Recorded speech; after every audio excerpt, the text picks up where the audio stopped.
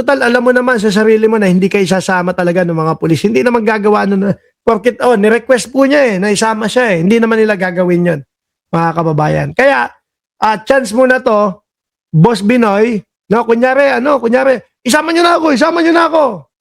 Ganun na. Kasi hindi ka talaga isasama niyan. Alam ko, alam mo yan, no? Chance mo nang yung tipo bang mag-shine. Kunyari, yung mga sinabi ko, tinupad ko, kaya lang, hindi ako sinama talaga. Di ba? Sino ba naman pulis ang magsasama dyan na sinabi niya lang yun? Ito, hindi na ito tama. Sana makakuha kami ng suporta galing sa inyo. Ayaw namin. Bahala ka dyan sa buhay mo. Kasama mo, yung mga DDS. Iusap sa inyo, mga kaibigan, mga kababayan. If you love your country, you love the Philippines, please help us preserve the sovereignty. Ay, hindi. Mahal namin ang Pilipinas. Kaya ayaw namin kayo. Bahala kayo dyan. No? Kasi sila na lang ang nagiging sanhi, ang dahilan kung bakit ang gulo-gulo ng Pilipinas, mga kababayan. Sila lang mga bossing. Pero mo, buwan-buwan, nung nakakalaya pa si dating Pangulong Duterte, linggo-linggo may mautog. Di ba? Puro paninira, puro walang katotohanan yung mga sinasabi. Sabi nung si Aba si Madam Aba, wag mong ini-inquest, no? Pinahirapan mo pa akong magbasa. Hindi si Bato, mahilig lang talagang gumano niya, kumurap-kurap yan, no? This country. At ang Senado na isang institusyon na nirespeto sa ngayon Queen, okay na. Salamat po. binabaliwala na nila talaga. Hindi. Bato, maniwala ka. Nakasaad, no? Pagka 6 na taon pababa, yung kaso, poproteksyonan ng Senado, hindi pwedeng arestuhin. Pero kapag ka 6 na taon pataas, ang kaso ng isang senador, pwede papasukin. Kaya ready po tayo. Baka mamaya nag-aalmusal pa lang si Director Matibag.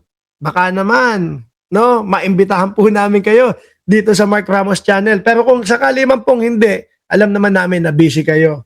Baka nag-aalmusal pa lang si Director Matibag. Baka kapag Bato, pagkatapos mag-almusal, pumunta na agad dyan yan. Okay? Hindi na sila respeto ng Senado. Wala. Kawawa ang bansa Pilipinas. Sabi nga ng mga Pilipino, yung dismayado sa Senado, buwagin na daw ang Senado Naman ako. Okay na ako. Pero kawawa. Okay ka na, pero ayaw mo sumama. Okay ka na, pero nandiyan ka. Nagtatago ka. Ano naging okay ka na? Ang ating mga anak, mga apo natin. Magkakaroon ng ganitong klaseng Sana inisip ni Bato de la Rosa, nung mga panahon ng yayabang nila, nung mga panahon na tawag doon, sila ay nasa kapangyarihan, sana naisip nila, nako, baka itong mga ginagawa ko pagdating ng panahon, illegal. Maaresto ko, hindi ko makita yung mga apo ko. Diba? Jenny Ramos. Talagang Ramos apelido mo, ha? Sir Mark, hanggang kailan ayan magtatago si Bato diyan sa Senado? Tingin ko, hindi tatagal ng 1 linggo dyan yan, mga kababayan. Maniwala ho kayo. No? Hindi tatagal ng isang, may DDS. Psst. Iyak ka na lang, boy.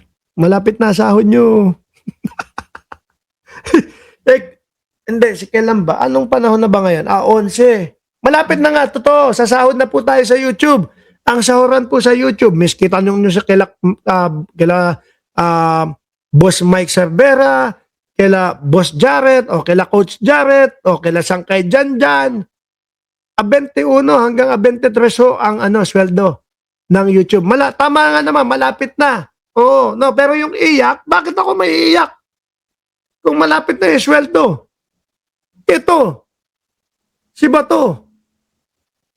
Ito ang iiyak. Hindi na alam kung ano gagawin. Dahil ililipad sa dahig. bansa. Magtutulungan po tayo mga kababayan. Ako yung apila sa inyo. Sana bakit? magtulungan tayo. Suportahan niyo kami dito sa aming pagkikibaka.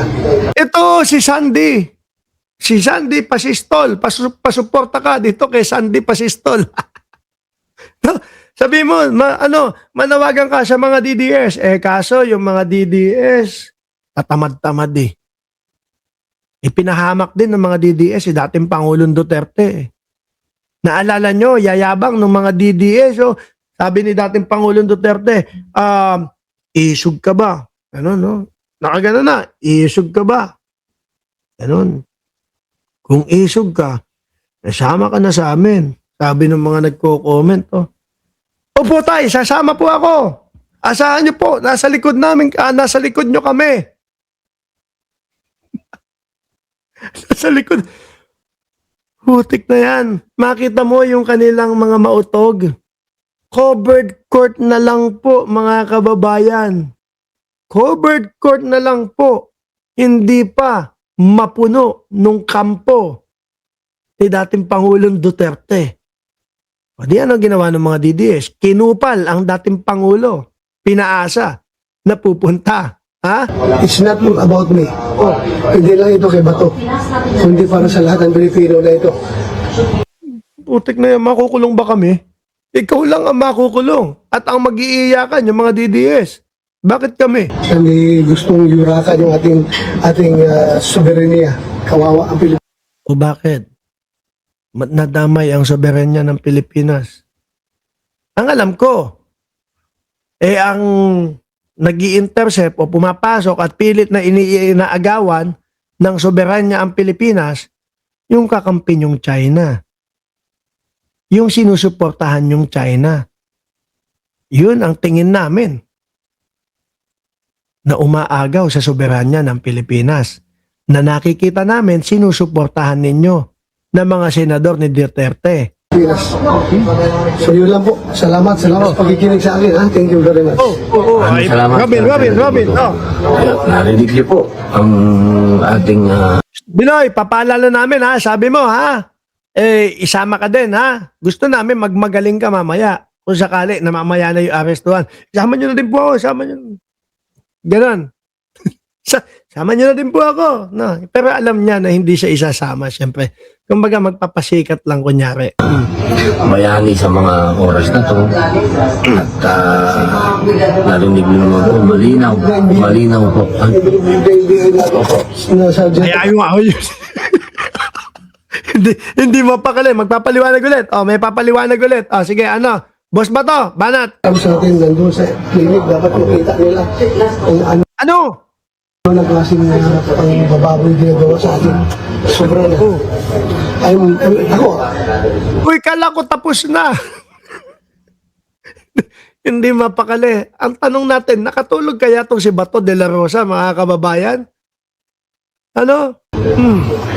Sana natitira pa rin sa bawat puso ng isang PME graduate yung courage, integrity, and loyalty. I am soliciting their support. Sabi sa iyo ni Ma'am Nancy Jason, Nancy Jason, suluhin mo ang problema mo. Huwag kang mag-akay ng ibang tao kasi ikaw ang mayroong kasalanan. Mga taksil daw kayo. Mga cavaliers ko sa Philippine Military Academy. Courage, integrity, and loyalty. It's no longer personal to me. It's an attack to the institution, the Senate, at yung ating soberenya as a nation. So sana tayo, mga cavaliers, Umahanap ng kakampi sa kanya. bugo-bugo, pagising na tayo. Sana Nagising. Sila, baka kagigising lang. Hindi namin alam kung ikaw nakatulog ba.